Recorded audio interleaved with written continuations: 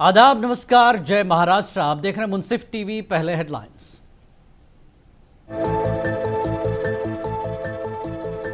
महाराष्ट्र के निगरान वजीर आला एकनाथ शिंदे की प्रेस कॉन्फ्रेंस। कहा, उन्हें किसी ओहदे का लालच नहीं। महाराष्ट्र का अगला सीएम बीजेपी आलाकमान तय करेगा।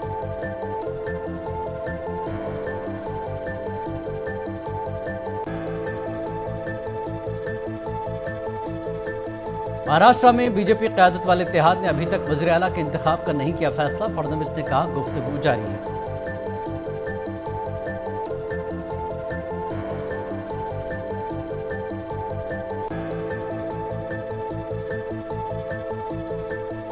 पार्लिमानी इंतखाबात के मुकाबले में असेंबली इंतखाबात में 76 लाख से ज्यादा वोट डाले गए। एनसीपी लीडर रोहित पवार ने मामले की जांच की मांग की।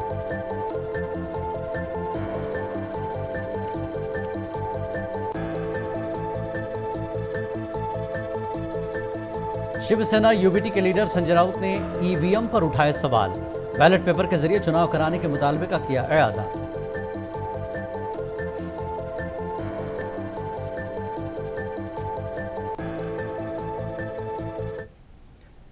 और इस बुलेटिन की शुरुआत करेंगे सबसे बड़ी और अहम खबर से। इसराइल और हिजबुल्लाह के दरमियान जंगबंदी पर अमल शुरू हो चुका है।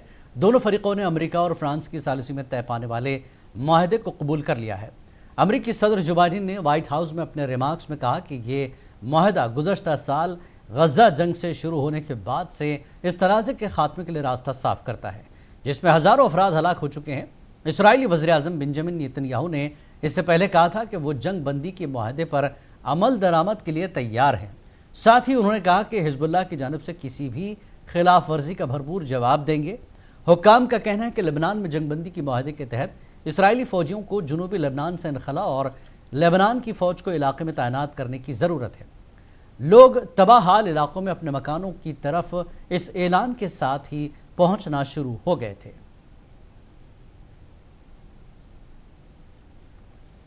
Israel and Lebanon, I'm pleased to announce that their governments have accepted the United States proposal to end the devastating conflict between Israel and Hezbollah. I want to thank President Macron of France for his partnership in reaching this moment. Effective at 4 a.m. tomorrow local time, the fighting across the Lebanese-Israeli border will end. Will end. This is designed to be a permanent cessation of hostilities. What is left of Hezbollah and other terrorist organizations will not be allowed, well, I emphasize, will not be allowed to threaten the security of Israel again. Over the next 60 days, the Lebanese army and state security forces will deploy and take control of their own territory. और अब रुख करेंगे महाराष्ट्र की खबरों का। Maharashtra assembly इंतखाबात में महायुति को शानदार जीत के बाद 4 दिन गुजर चुके हैं, लेकिन बीजेपी की क़यादत वाले इत्तेहाद ने अभी तक अपने वज़ीर आला के इंतखाब का ऐलान नहीं किया है। इसी बीच महाराष्ट्र के निगरान वज़ीर आला और शिवसेना के सरबराह एकनाथ शिंदे ने अब से कुछ देर पहले एक प्रेस कॉन्फ्रेंस की। इस दौरान शिंदे ने उनके 2.5 साला दौरे इख्तिदार की हुसूलियाबियाँ गिनवाई। उन्होंने कहा कि जब से वो वज़ीर आला मुंतखब हुए, वो एक आम आदमी की तरह काम कर रहे हैं। उन्होंने खुद को कभी वज़ीर आला नहीं समझा। वो बगैर किसी प्रोटोकॉल के आम आदमी के बीच जा सकते हैं। उन्होंने दावा किया कि हमें जितने ज़्यादा वोट मिले वो सिर्फ काम की बुनियाद पर मिले। इस मौके पर उन्होंने कहा कि वो किसी ओहदे का लालच नहीं रखते हैं। आप लोगों ने देखा है कि 2-4 रोज से ऐसी चर्चाएं हैं, कोई नाराज है, कोई बैठा है घर में। हम नाराज बिराज होने वाले लोग नहीं हैं। हम लोग लड़ने वाले लोग हैं, लड़कर काम करने वाले लोग हैं, लोगों के जीवन में बदलाव लाने वाले लोग हैं। इसलिए अभी जो विक्ट्री हासिल हुई है, इससे हमारी और जिम्मेदारी बढ़ गई है। इसलिए महायुति और तेजी से काम करेगी और केंद्र सरकार और राज्य सरकार मिलकर बहुत आगे बढ़ेंगे और निश्चित रूप से इस महायुति की सरकार स्थापित होगी। और इसीलिए जो मैंने आप लोगों को कहा कि लगा कि क्या हुआ, मैं तो कल आदरणीय प्रधानमंत्री जी से भी बात की, उनको भी कहा सरकार बनाने में हमारी तरफ से कोई अड़चन नहीं है। आप निर्णय ले लो, जैसे आपके भारतीय जनता पार्टी को आपका निर्णय अंतिम रहता है। हम भी महायुति के कौन लीडर है, एनडीए के लीडर कौन है, मोदी जी है, अमित भाई है। तो उनको कहा कि मैंने अमित भाई जी को भी फ़ोन किया मोदी जी भी को भी फोन किया। सरकार बनाने में हमारी तरफ से कोई भी रुकावट, कोई भी अड़चन, कोई भी कुछ भी किसी भी तरह का अड़ंगा नहीं है। आप बेशक आप निर्णय ले लो, उस निर्णय की तामील हो जाएगी, निर्णय की अमल हो जाएगी। और मैं आज आप सबको कहता हूँ कि भारतीय जनता पार्टी के वरिष्ठ नेता जो निर्णय लेंगे मुख्यमंत्री पद के बारे में, जो उनका कैंडिडेट होगा, उसको हमारा शिवसेना का पूरी तरह समर्थन है।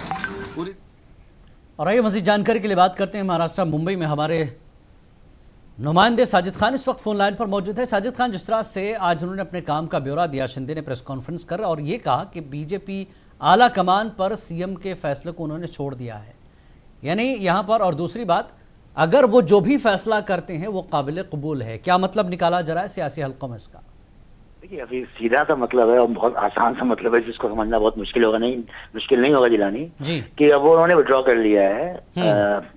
क्योंकि कल जो बात उन्होंने बताया कि अमित शाह और नरेंद्र मोदी से उनकी बात हुई फोन पे, जी उसके बाद कुछ तय हुआ होगा, और क्या तय हुआ है ये तो खबर उन्होंने बताया नहीं है। लेकिन ये तो है, ये साफ हो गया है जी कि वो जो दावा था उनका मुख्यमंत्री पद का, वो छोड़ने को तैयार हो गए हैं। उसके बहुत सारी वजूहत हैं, क्योंकि हालांकि 2 दिन तक ये खामोश रहे और 2 दिन तक कोशिशें होती रही बिल्कुल, और दबाव भी बना, प्रेशर टैक्टिक्स भी होती रही। कहीं शिवसेना कार्यकर्ता पूजा मंदिर में कर रहे थे मुख्यमंत्री बनाने के लिए और स्टेटमेंट दे रहे थे। बहुत सारी चीजें गंभीर थी। इवन की शिवसेना के लीडर अजीत पवार गुट से के प्रेसिडेंट से सुनील तटकरे से भी मिलके आए, बातचीत करके आए। मतलब कोशिशें की गई कि उनके ऊपर सपोर्ट बेस उनका बढ़े, लेकिन इन 2 दिनों में कुछ सपोर्ट बेस जब बढ़ नहीं पाया तो उन्होंने बेहतर ये समझा कि देखिए कि अब बीजेपी इस पोजीशन में नहीं है कि शिंदे की नाराजगी की वजह से वो सरकार न बना पाए, मुख्यमंत्री तय न कर पाए, क्योंकि उनके पास एक अच्छी खासी सीट नंबर है बिल्कुल, और उनको फिलहाल अजीत पवार का पूरा सपोर्ट हासिल है। बिल्कुल।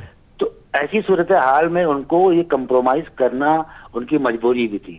क्योंकि इसमें जिलानी एक बात और थी कि शिवसेना शिंदे के जो मतलब एमएलए जीत के आए हैं, उनमें से ऐसे बहुत सारे हैं, 8-10 नंबर ऐसे हैं जो बीजेपी के लीडर हैं।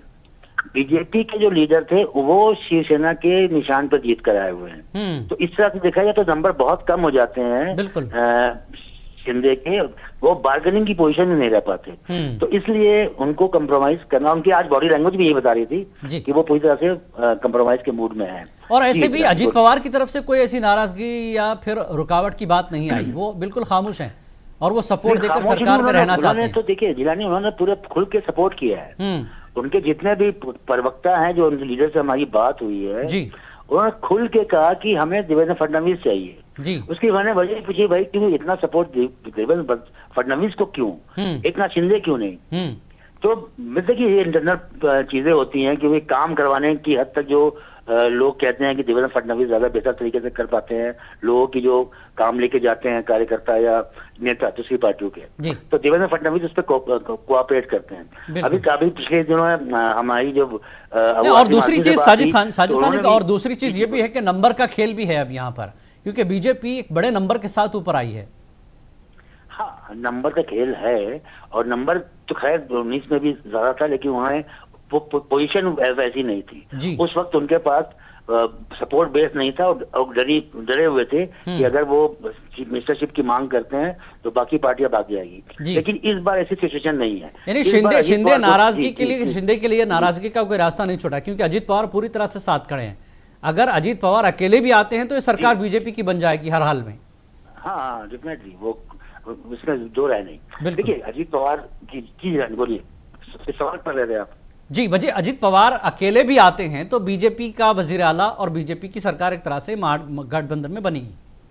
हाँ देखिए, यही तो मैंने बताया कि जो 19 से इसलिए शिंदे क्या, इसलिए शिंदे आज प्रेस कॉन्फ्रेंस करके खुलासा कर दिया, साफ कर दिया कि भाई बना लीजिए सरकार, हम साथ हैं। लेकिन पोजीशन क्या होगी, फिर भी एक सवाल बना हुआ है कि शिंदे की पोजीशन क्या होगी। जी, उसके लिए उन्होंने बताया कि कल जो है, कल ये एक देवेंद्र फडणवीस तो दिल्ली पहुंच चुके हैं आज मुंबई से, और अभी एक नाथ शिंदे और अजीत पवार भी जा रहे हैं दिल्ली। वहां पर कल अमित शाह के साथ इनकी मीटिंग है, और मीटिंग में देखिए, मीटिंग में अब तय ये होना है कि पोर्टफोलियो क्या किसको क्या चाहिए। जाहिर सी बात है एक नाथ शिंदे एक बड़ा पोर्टफोलियो चाहेंगे, अगर वो चीफ मिनिस्टरशिप नहीं मांग रहे हैं, उस पे अजीत पवार के साथ कोऑर्डिनेशन बैठाना होगा कि वो उस पर राजी होते हैं या नहीं होते हैं। बिल्कुल। तो यह चीजें कल मीटिंग में तय होगी अमित शाह के बाद, उसके बाद चीफ मिनिस्टर का ऐलान हो जाएगा। मेरे ख्याल से कल शाम को हो जाए या परसों हो सकता है। बिल्कुल, बहुत बहुत शुक्रिया साजिद खान इस जानकारी के लिए। बहरहाल अभी बीजेपी आलाकमान पर शिंदे ने प्रेस कॉन्फ्रेंस कर खुलासा कर दिया कि बीजेपी आलाकमान तय करेगी कि चीफ मिनिस्टर कौन होगा, लेकिन यह भी एक अहम सवाल है कि शिंदे की अपनी पोजीशन इस पूरी सरकार में चीफ मिनिस्टर के बाद क्या हो सकती है, यह दिल्ली में तय होगा। आगे बढ़ेंगे अगली खबर की तरफ। बीजेपी के सीनियर लीडर और साबिक वज़ीर आला देवेंद्र फडणवीस ने कहा कि तीनों महायुति शिराकतदार अभी भी गुफ्तगू कर रहे हैं और जल्द ही जवाब दिया जाएगा। जहां बीजेपी देवेंद्र फडणवीस को आला ओहदे के लिए चाहती है, वहीं इसकी हलीफ शिवसेना अपने लीडर एकनाथ शिंदे के लिए सीएम ओहदे का मुतालबा कर रही है। बीजेपी अब अपने इत्तेहादियों के साथ बातचीत कर रही है ताकि इख्तलाफात को ख़त्म किया जा सके।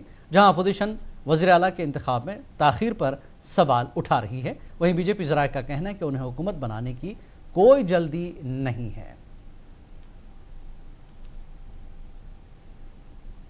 तीनही पक्ष मिळून आमचे जे श्रेष्ठी आहेत त्यांच्याशी चर्चा सगळ्यांची चाललेली आहे आणि लवकरच याचं उत्तर आपल्याला मिळेल। आधी मुख्यमंत्री ठरेल तर मग मुख्यमंत्री मंत्री ठरवतील, त्यामुळे मला असं वाटतं की आधी मुख्यमंत्र्यांची वाट पाहावी, त्यानंतर मंत्र्यांची पण जी काही नावं आहेत ती आपल्या लक्षात येतील। याचं उत्तर हे काल सर्वोच्च न्यायालयाने दिलेलं आहे आणि सर्वोच्च न्यायालयाने क्लिअर कट सांगितलं आहे की तुम्ही हारले की ईव्हीएम वाईट ही पद्धत बंद करा। ईव्हीएम टॅम्पर प्रूफ आहे, ईव्हीएमची पद्धत चालूच राहणार आहे हे सांगितलेलं आहे। हा रडीचा डाव आता बंद केला। एनसीपी अजीत धड़े के सदर सुनील तटकरे और प्रफुल्ल पटेल ने अमित शाह से मुलाकात की। दोनों ने इसे एक खैर से गाली मुलाकात करार दिया, लेकिन यह कयास किया जा रहा है कि एनसीपी मजीद वजारती ओहदों का मुतालबा कर सकती है। बीजेपी लीडर सुधीर मंगटवार का कहना है कि वज़ीर आला के इंतखाब में कोई जल्दी नहीं है। जब मौजूदा हुकूमत एक पार्टी की हो और मुंतखब हुकूमत दूसरी पार्टी की हो तो जल्दबाजी होती है। हमारी हुकूमत अब भी इख्तिदार में है, लिहाजा फैसले में जल्दबाजी की कोई ज़रूरत नहीं है। महायुति का बनेगा और मुझे नहीं लगता है कि जल्दबाजी है। जहां पे सरकार किसी पार्टी की होती है और चुनकर आने वाली पार्टी दूसरी होती है, वहां पे ये जल्दबाजी की बात होती है। अगर आप 1952 में देखें तो जहां पे बहुत स्पष्ट बहुमत आता है वहां पे कोई जल्दबाजी नहीं होती है, क्योंकि सरकार तो हमारी है, आज भी है। शिवसेना शिंदे ग्रुप के लीडर दीपक केसरकर का कहना है कि वज़ीर आला का इंतखाब और कलमदानों की तकसीम का फ़ैसला ये सब कुछ दिल्ली से हमारे सीनियर लीडर तय करेंगे, हमारे लिए इस पर कुछ कहना दुरुस्त नहीं है। उन्होंने कहा कि हमारे लिए हर कोई लीडर है, एकनाथ शिंदे, देवेंद्र फडणवीस और अजीत पवार भी हमारे लीडर हैं।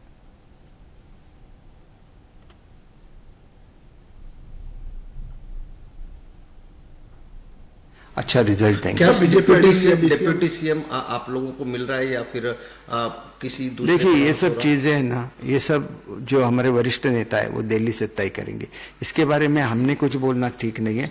हमारे लिए तो सारे लीडर्स हैं, तो शिंदे साहब तो हमारे लीडर है ही है, क्योंकि अब मैं शिवसेना से हूँ, लेकिन फडणवीस साहब भी हमारे नेता है, अजीत दादा भी हमारे नेता है, क्योंकि फडणवीस साहब ने हमें हमेशा ये सिखा कि युति के बारे में बोलो, महायुति के बारे में बोलो, सिर्फ शिवसेना के बारे में मत बोलो। एनसीपी लीडर रोहित पवार ने एक प्रेस कॉन्फ्रेंस करते हुए ईवीएम पर सवाल खड़े किए हैं। उनका कहना है कि वोटिंग फीसद में बहुत ज़्यादा इजाफा हुआ। पार्लिमानी इंतखाबात के मुकाबले में असेंबली इंतखाबात में 76 लाख ज़्यादा वोटरों ने वोट डाले हैं। इस मामले की जांच करने की ज़रूरत है। ईवीएम के खिलाफ अब तक कई शिकायत मिल चुकी हैं। इलेक्शन कमीशन को इस पर वजाहत करनी चाहिए। रोहित पवार ने कहा कि ईवीएम इंतखाबात कराने का सही तरीका नहीं है। Very big rise in voting. So for example, in parliamentary election and assembly election which happened now, in last 6 months, 74 lakh voters have voted. If you look at the past figures, whether you go 5 years back, 10 years back, that figure was to the tune of 11 lakh to 20 lakh. It has increased by almost 50 lakhs. So we need to investigate that. Second, there have been a lot of complaints about EVM. So what we are demanding here is कि election commission should come forward, they should ask all the parties to come and meet at a place where there will be cameras, where there will be. Shiv Sena UBT के leader Sanjay Raut ने भी EVM के जरिए गड़बड़ी की बात की है। उन्होंने कहा कि वो गुज़श्ता 10 वर्षों से इस पर सवाल उठाते आए हैं। उन्होंने बैलेट पेपर के जरिए चुनाव कराने की वकालत की है। देखिए, ईवीएम में कौन सवाल उठा रहे हैं? हमने तो सवाल उठाया इसलिए कि 10 साल से हम सवाल उठा रहे हैं। जब कांग्रेस की सरकार थी तो बीजेपी ने सवाल उठाया था ईवीएम पर। अब मोदी जी के भाषण सुनिए जाहिर सभा में, अब सुन लीजिए ना। ईवीएम एक फ्रॉड है इस देश में, और जब ईवीएम नहीं रहेगा तो भारतीय जनता पार्टी को पूरे देश में 25 सीटें भी नहीं मिलेगी। जिस तरह से महाराष्ट्र के नतीजे आए हैं, जिस तरह से हरियाणा के नतीजे आए हैं, हम उसे स्वीकार नहीं करते। बैलेट पेपर पर चुनाव लीजिए और हम जो चुनाव का नतीजा आएगा मान्य करेंगे। सर, इस मुद्दे को आप संसद में उठाएंगे? देखिए, जिस सदन में, जिस संसद में लीडर ऑफ अपोजिशन का माइक बंद कर दिया जाता है, भ्रष्टाचार का मुद्दा उठाते हैं, इसलिए वहाँ हमें क्या न्याय मिलेगा? सुप्रीम कोर्ट हमें न्याय नहीं दे रहा है तो संसद क्या न्याय दे? कांग्रेस के सीनियर लीडर बाला साहब थोराट ने भी महाराष्ट्र असेंबली इंतखाबी नतायज पर तबसरा किया। उन्होंने पार्टी सदर मल्लिकार्जुन खड़गे के उस बयान की हिमायत की कि इलेक्शन बैलेट पेपर के जरिए कराया जाए। मुझे मालूम नहीं, अभी तो एकनाथ शिंदे जी हमारे अभी भी सीएम है, प्रभारी सीएम है, वो क्या बोलेंगे मुझे मालूम नहीं, लेकिन क्या बोलेंगे इसके लिए हमें भी इच्छा है सुनने के लिए कि क्या बोलने वाले हैं। ईवीएम को लेकर मल्लिकार्जुन खड़गे ने सवाल उठाए, क्या कहना? नहीं, वो सच लगता है। बहुत सारे सबूत जो दिखते हैं प्रथम दर्शनी, उसमें तो कुछ ना कुछ ईवीएम के में प्रॉब्लम है ऐसा दिखता है। लोगों में भी संभ्रम है कि क्या हुआ है ऐसा कि ये रिजल्ट आया है। तो ईवीएम के बारे में तो संभ्रम है। माननीय मल्लिकार्जुन खड़गे साहब ने वही बोला है। हमने तो चेकिंग के लिए दे रहे हैं, लेकिन इसमें क्या निश्चित प्रॉब्लम है वो आज मुझे मालूम नहीं है, लेकिन हमारे लोग खोजेंगे जरूर, वो भंडाफोड़ हो जाएगा। सर, ईव्हीएमच्या विरोधात काही आंदोलन करणार का, आवाज उठवणार? नाही, माननीय अखिल भारतीय काँग्रेस कमिटी आणि प्रदेश काँग्रेस कमिटी सांगेल ते पद्धतीने आम्ही पुढे जाऊ। ठीक है, अभी ये तो चलने वाला है। कांग्रेस पार्टी के नवमुंतखब एमएलएज की मीटिंग तिलक भवन में मुनक्किद हुई। इस मीटिंग में पार्टी के रियासती सदर नाना पटोले ने करारदाद मंजूर की, जिसमें कहा गया कि पार्टी के कौमी सदर मल्लिकार्जुन खड़गे को Congress legislative party chief whip समेत दीगर फैसलों का इख्तियार रहेगा, जिसकी सभी अरकान ने हिमायत की। कांग्रेस के रुकन असेंबली अमीन पटेल ने मीटिंग के हवाले से तफसीलात मीडिया को दी है।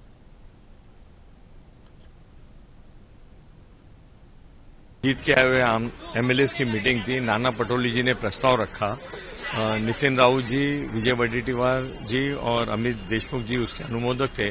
सभी 16 के 16 एमएलए ने एक मत से प्रस्ताव पारित किया कि जो हमारे CLP, deputy CLP, chief whip, ये जो भी अपॉइंट करना है वो हमारे कांग्रेस के अध्यक्ष मल्लिकार्जुन खड़गे जी को पूरा पावर दिया है कि सीडब्ल्यूसी ने डिसाइड करना चाहिए कि यहाँ का सीएलपी लीडर और दूसरे लोग कौन होंगे। महाराष्ट्र समाजवादी पार्टी के सदर और मानखुर्द शिवाजी हल्के से रुकन असेंबली अबू आसिम आजमी ने इंतखाबी नतायज पर मीडिया से बात की। उन्होंने कहा कि महाविकास अघाड़ी को तज्जिया करना चाहिए कि इस बार हमें सीटें क्यों नहीं मिली और खामियों की निशानदेही करते हुए इसकी इस्लाह करने की जरूरत है। नहीं, देखिए, इन बातों से मेरा कोई वास्ता नहीं। जिसको बनाना हो बनाए, नहीं बनाए। हमारा महाविकास अघाड़ी हार गया है, हमारे पास सीटें नहीं है। हमें मंथन करना चाहिए बैठ करके कि ऐसी पोजीशन क्यों हुई।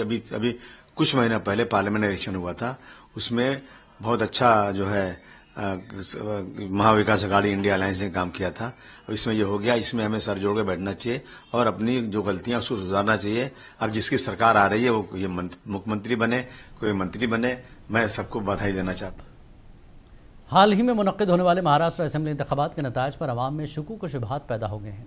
आवाम की एक बड़ी तादाद ने इलेक्ट्रॉनिक वोटिंग मशीन पर सवालात उठाए और दावा किया कि बीजेपी और उसकी इत्तेहादियों को गैर मामूली कामयाबी इसी मशीन की मुबैना छेड़छाड़ का नतीजा है। यही वजह है कि नांदेड़ जिला कलेक्टर दफ्तर के सामने लोक राज्य आंदोलन की जानिब से ईवीएम के खिलाफ एक मुनज़्ज़म एहतजाजी धरने का इनेकाद किया गया। धरने के दौरान मुजाहिरीन ने ईवीएम हटाओ, देश बचाओ के नारे लगाते हुए ईवीएम की तस्वीर नजर आतिश की मुजाहिरीन ने इल्ज़ाम आयद किया कि हालिया इंतखाबात में ईवीएम के जरिए बीजेपी इत्तेहाद को गैर मामूली कामयाबी दिलाने के लिए धांधली की गई है। हाल ही में महाराष्ट्र में जो चुनाव हुआ 20 तारीख को, उसके बाद जो नतीजे आए हैं, जिन लोगों ने यूपी कैंडिडेट को मतदान ही नहीं किया, ऐसे बहुत सारे गांव हैं, बहुत सारे लाखों की तादाद में संख्या है, लोग हैं। तो आज हम नांदेड़ कलेक्टर ऑफिस के सामने आके ये कह रहे हैं कि भाई जब तक ये ईवीएम मशीन के ऊपर बैन नहीं लगता, इसके ऊपर प्रतिबंध नहीं लगता, और पुरानी पद्धत जो है मतपत्रिका के ऊपर मतदान अगर होता है तो यहाँ की लोकशाही बची रहती है। अच्छे लोग, लायक लोग चुन के आ सकते हैं। आज मशीन के माध्यम से हमारे वोटों की, हमारे मतों की चोरी की गई है बड़े पैमाने पर, और इसके ऊपर ध्यान लगना चाहिए। प्रमुख मांग लेकर आज हम यहाँ निदर्शन कर रहे हैं, ये ईवीएम मशीन को जलाने का काम कर रहे हैं। पूरे देश उत्तर प्रदेश के संभल शहर में जामा मस्जिद सर्वे के दौरान हुए तशद्दुद वाक़े पर नांदेड़ में कांग्रेस पार्टी के एक वफ्द ने शहर सदर अब्दुल सत्तार की क़यादत में नांदेड़ जिला कलेक्टर ऑफिस पहुंचकर कलेक्टर से मुलाकात की और उनके जरिए सदर जमहूरिया हिंद के नाम मेमोरेंडम पेश किया, जिसमें शरपसंदों के खिलाफ कार्रवाई, शहीद मुसलमानों के लिए इंसाफ और फायरिंग में मुलविस पुलिस एहलकारों पर कत्ल के मुकदमे दर्ज करने और पूरे वाक़े की आला सतही तहक़ीक़ात का मुतालबा करते हुए फौरी इक़दामात का मुतालबा किया।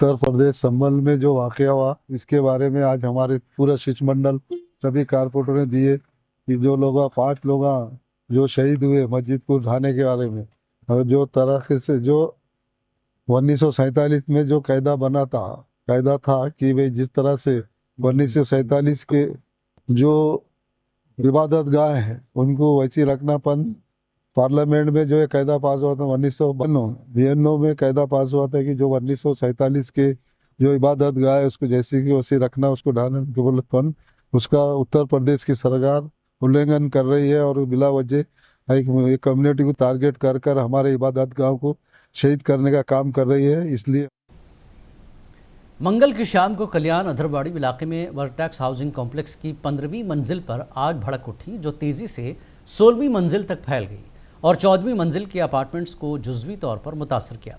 आग ने काफ़ी नुकसान पहुंचाया, जिससे कई अपार्टमेंट्स जल गए। कल्याण डोंबिवली म्यूनसिपल कॉरपोरेशन की फायर ब्रिगेड ने जाए हादसा पर पहुंचकर आग पर काबू पाया। इस वाक़े में कोई जानी नुकसान नहीं हुआ, ताहम बड़े पैमाने पर माली नुकसान हुआ है।